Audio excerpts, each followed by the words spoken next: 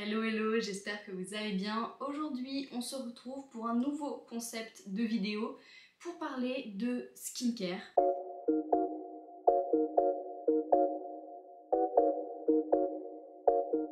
Il y a quelques temps, j'avais déjà pensé à faire ce genre de vidéo, mais je savais pas trop comment aborder la chose sur ma chaîne. D'habitude, je parle de produits de beauté, de skincare, etc. Dans mes favoris du moment. Mais c'est vrai que j'avais envie d'introduire un petit peu plus en profondeur le thème du skincare en termes général. Je vous parle de skincare aujourd'hui alors que j'ai un énorme bouton en plein milieu des sourcils. Enfin énorme, tout est relatif. Mais en tout cas il se voit bien aujourd'hui. Aujourd'hui on revient avec une vidéo que je vais appeler Skincare Review, qui en fait va être une série de vidéos sur ma chaîne. Pour être très honnête, je pense pas pouvoir en faire tous les mois ou quoi que ce soit, parce que j'aurais, en fait je vais vite tomber à court de produits à vous proposer. Mais dans ce genre de vidéo, je vous proposerai entre 8 et 10 produits skincare ou haircare ou quoi que ce soit que j'ai pu tester, et je vous en ferai des petites revues. Pour vous expliquer à quel point je suis une dingo de skincare, je me suis fait un petit tableur, je sais pas si vous voyez bien, comme ça, avec tous les produits qu'il faut que je teste en fonction des catégories, etc. Vraiment, il y en a de partout, c'est terrible. Et du coup, je me suis fait un autre tableur avec ce que j'ai déjà testé, les avis, etc.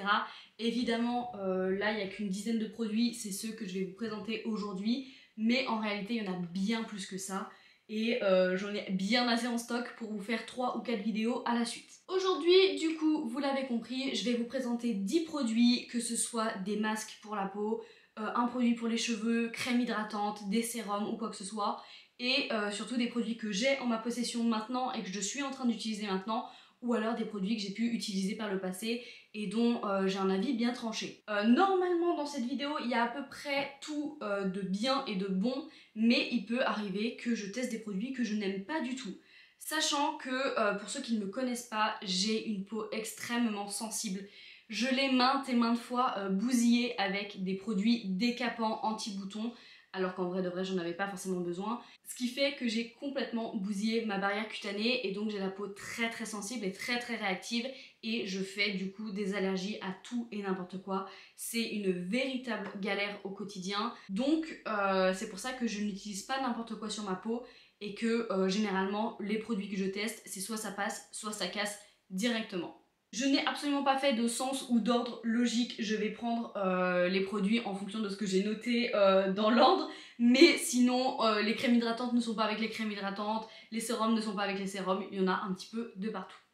On commence avec un produit qu'on voit énormément tourner sur les réseaux sociaux, c'est celui-là, c'est le Cicaplast Baume B5 de chez La Roche-Posay. Moi je l'utilise pas forcément que pour le visage, je l'utilise aussi quand j'ai des zones d'extrême sécheresse, donc par exemple sur les coudes, ou alors pour la cicatrisation de mes tatouages aussi, ça marche très très bien, et ça a été recommandé par ma tatoueuse, donc c'est parfait.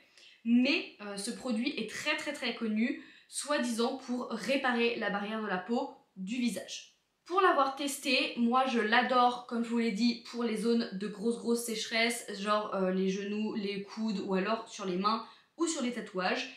Mais pour le visage, alors moi elle m'a sauvée plus d'une fois pour des allergies par exemple, je sais que ça m'a beaucoup apaisée. Mais le petit problème de cette crème, c'est que je la trouve quand même assez comédogène.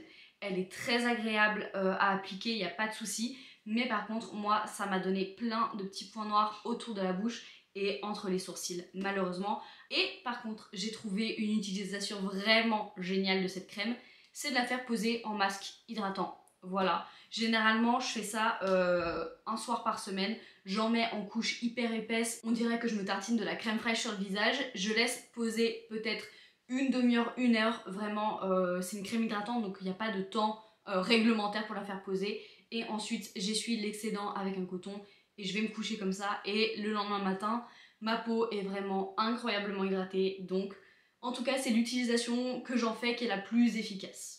Ensuite, deuxième produit qui est extrêmement connu, mais que je n'ai pas en ma possession parce que ça fait très longtemps que je ne l'ai pas racheté, c'est le peeling rouge de chez The Ordinary. Je vous mets une petite image quelque part.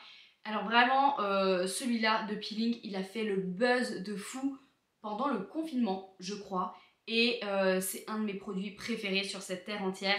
Vraiment, il est hyper efficace. Il enlève la majorité des boutons, des points noirs, des peaux mortes, etc. La peau, c'est vraiment une peau de bébé. Incroyable, ce produit. Le seul truc, c'est qu'il est extrêmement fort. Alors même si moi je l'adore, je ne peux pas l'utiliser plus d'une fois par mois en fait. Clairement, j'utilise une fois pour vraiment décaper ma peau, même si c'est pas vraiment le terme.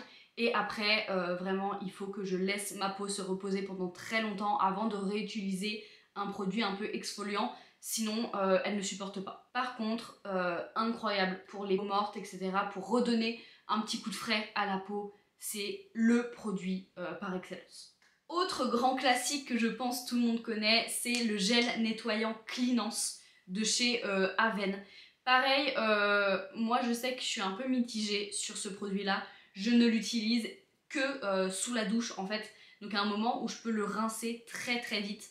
Il enlève le maquillage, un truc de malade, alors que c'est pas un démaquillant à la base, mais trop efficace. Il est parfait pour les peaux grasses. D'ailleurs, il est destiné aux peaux grasses à la base. Il est vraiment incroyable, mais par contre, c'est un nettoyant qui assèche énormément la peau. Donc je sais que moi je l'utilise sous la douche très vite fait pour nettoyer ma peau de mon visage, et après dès que je sors de la douche il faut que je me sèche et que j'applique une crème hydratante, très hydratante, sinon ça a tendance à me faire peler en fait. Il est très asséchant. Malgré tout, il est extrêmement efficace. Moi je sais que je vous en parlerai juste après, mais j'utilise un démaquillant, un baume démaquillant qui est extrêmement gras, et c'est le genre de nettoyant, celui-là, le Aven, qui est trop efficace en fait pour enlever le film gras du démaquillant. En parlant de mon baume démaquillant, c'est celui-ci. C'est le Haute Cleansing Balm de The Inky List. Donc ça pareil, c'est une marque que j'ai découvert il n'y a pas très longtemps, alors qu'en ce moment elle n'arrête pas de tourner sur les réseaux sociaux. Et franchement, j'aime plutôt bien. C'est un démaquillant, du coup, ce n'est pas un nettoyant, il est fait vraiment pour enlever le maquillage. Il marche extrêmement bien sur le maquillage waterproof. Vraiment, moi je mets que du mascara waterproof parce que c'est ce qui tient mieux sur moi. Et c'est toujours une galère à enlever, mais avec celui-là, c'est trop efficace. Juste petit bémol, même si c'est un très grand format, en fait, il en faut beaucoup pour qu'il soit efficace. Vraiment, si vous mettez qu'une petite noisette, ça va pas suffire pour démaquiller l'entièreté du visage. Faut vraiment y aller, donc ça se vide assez rapidement. Aussi, petit truc qui peut gêner, moi personnellement ça ne me dérange pas, mais c'est qu'il laisse un fini extrêmement gras sur la peau. Même si on le rince bien après, en fait on a toujours un film ouais, très huileux sur la peau. Moi je sais que je pratique le double nettoyage, donc je me démaquille avec quelque chose de huileux, je me rince et après je nettoie ma peau avec un nettoyant à queue, ce qui fait que après j'ai plus aucune trace de gras ou d'huile. Donc c'est super efficace, mais c'est vrai que si vous faites pas cette méthode là, celui-là de démaquillant il est atroce en fait à enlever après. Vous aurez toujours un film très gras, très huileux avec en fait des restes de maquillage. Mais sinon, pour le double nettoyage, franchement, il est pas très cher, il est très efficace, donc moi j'ai rien à redire de plus sur celui-là. Parlons ensuite d'une nouvelle crème hydratante qui vient de chez Aven cette fois et qui est hyper connue, c'est la Cicalfate. Moi je sais que c'est la crème qui m'a littéralement sauvé la vie quand j'ai fait mes grosses crises d'allergie. J'avais d'énormes plaques d'urticaire, etc. Ça partait pas, c'était horrible. Ça me démangeait, ça pelait, c'était franchement atroce. Et la Cicalfate, c'était la seule crème que je tolérais sur mon visage. Et donc pendant des mois et des mois, pour calmer toutes mes allergies et réparer ma peau, c'est cette crème que j'ai exclusivement utilisée. Franchement, j'ai rien à redire sur celle-ci, à part qu'elle est très grasse. Elle laisse un fini très gras, donc elle n'est pas très agréable à porter en journée. Mais par contre, si jamais vous avez une peau sensible qui a besoin d'être réparée, il n'y a rien de mieux. Parlons maintenant d'un peeling qui vient toujours de chez The Ordinary, mais qui là est fait pour les peaux sensibles.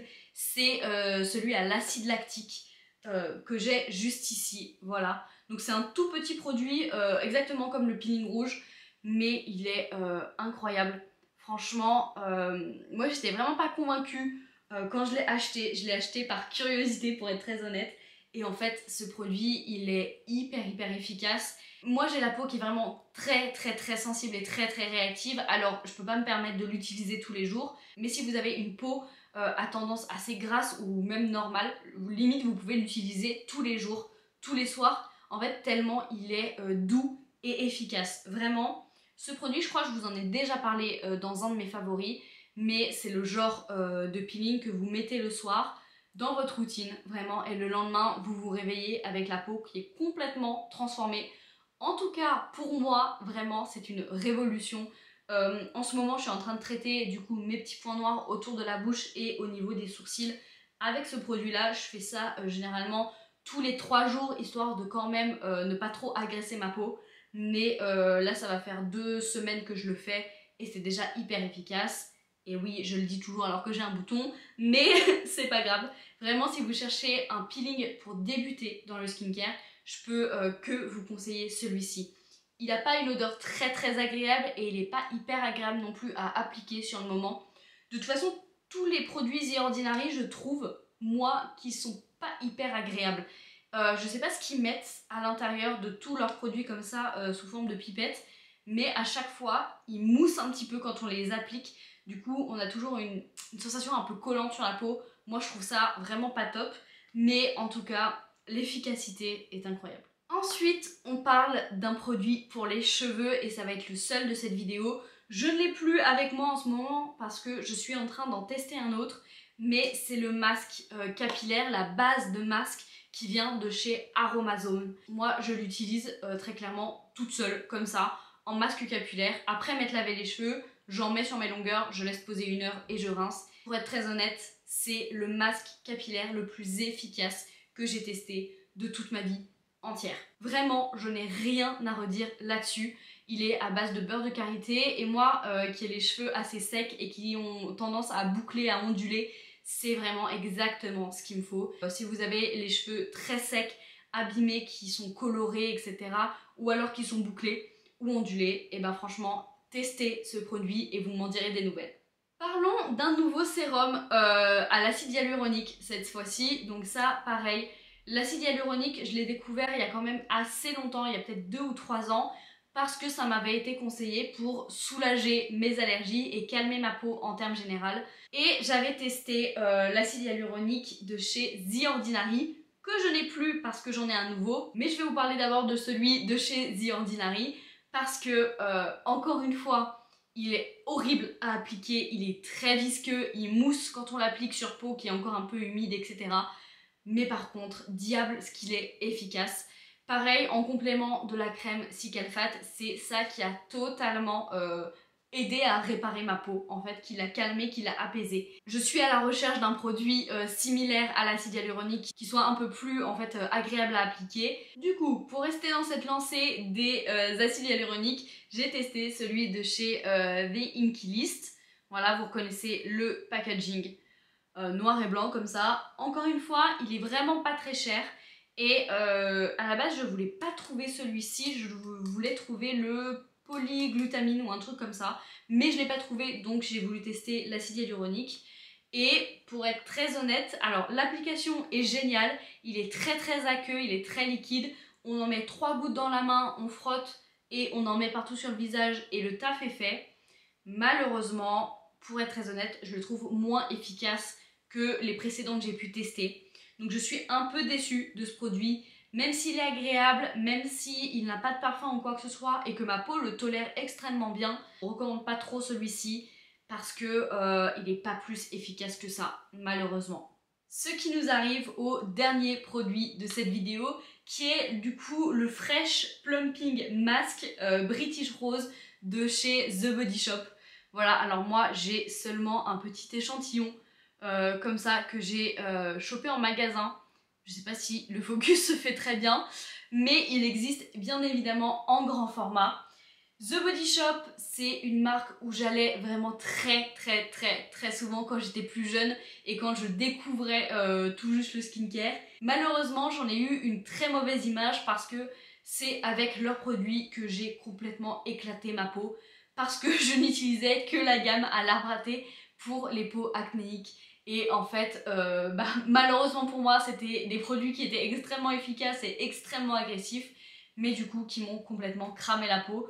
Du coup, j'ai pas osé y retourner en fait pour du skincare de visage. Du coup, quand j'ai eu l'occasion de tester ce masque-là, je me suis dit, allons-y, pourquoi pas. Il est assez spécial, pour être honnête. Je sais pas si je vais réussir à vous montrer dans le bouchon. Est-ce que je vais... Voilà. En fait, il a une couleur déjà qui est assez peu appétissante. Et en plus, à l'intérieur, il y a des petits morceaux de pétales de rose. Donc du coup, en fait, on dirait qu'il y a des grumeaux, etc. Donc vraiment, expérience visuelle 0 sur 10. Par contre, l'odeur, pour les gens qui adorent la rose, vous allez être servis. Moi, j'aime pas trop la rose, mais celle-ci, ça passe, pour être honnête. Du coup, c'est un masque repulpant. Et pareil, j'avais pas trop d'espoir quand j'ai commencé à l'utiliser. Je crois que c'est la 3e fois que je l'utilise. Donc même un petit échantillon comme ça fait le taf. Quand je l'ai utilisé du coup pour la toute première fois, j'ai eu très peur parce qu'il a commencé à me piquer en fait sur la zone T et sur le dessous des yeux. Alors je me suis dit oulala, ça y est, ça pue. Je vais avoir une réaction allergique, ma peau va de nouveau cramer, elle va pas être contente, etc. Donc j'ai fait poser que 5 minutes, contrairement aux 10 qui sont recommandés. Je l'ai rincé, et alors là, miracle. Ma peau était hyper lumineuse, hyper douce, hyper belle, ça avait gommé mes imperfections, etc. Vraiment, un masque magique. Je me suis dit, ok, on va attendre quelques heures, voire quelques jours pour voir si je fais pas une réaction allergique, parce que tout est possible. Et bien, à ma grande surprise, rien du tout. Ma peau est restée belle pendant au moins 48 heures grâce à ce masque-là. Donc vraiment, j'ai été bluffée de fou furieux. Quand je l'ai utilisé la 2e fois, pareil, je l'ai fait poser entre 5 et 10 minutes, je crois, jusqu'à que ça commence à me piquer. J'ai pas abusé non plus. Et ma peau était de nouveau super belle. Donc vraiment incroyable. Voilà, normalement, on a fait le tour des 10 produits que je voulais vous présenter aujourd'hui. Je compte bien évidemment refaire des vidéos de ce type, j'ai envie que ce soit une vraie série sur ma chaîne. J'en ai encore en stock des produits que j'ai testés et dont j'aimerais vous parler, mais n'hésitez pas à me dire en commentaire si vous voulez que je teste d'autres produits, s'il y a des produits que vous entendez parler en fait sur tous les réseaux, mais que vous n'avez pas vraiment d'avis, etc. Vraiment, moi ça ne me dérange pas d'être le cobaye, donc je suis preneuse de toute idée. Dans tous les cas, j'espère que cette vidéo vous aura plu et que vous allez aimer le concept en termes généraux. N'hésitez pas à liker la vidéo, à commenter et à vous abonner à la chaîne pour suivre toutes les aventures. Ciao ciao!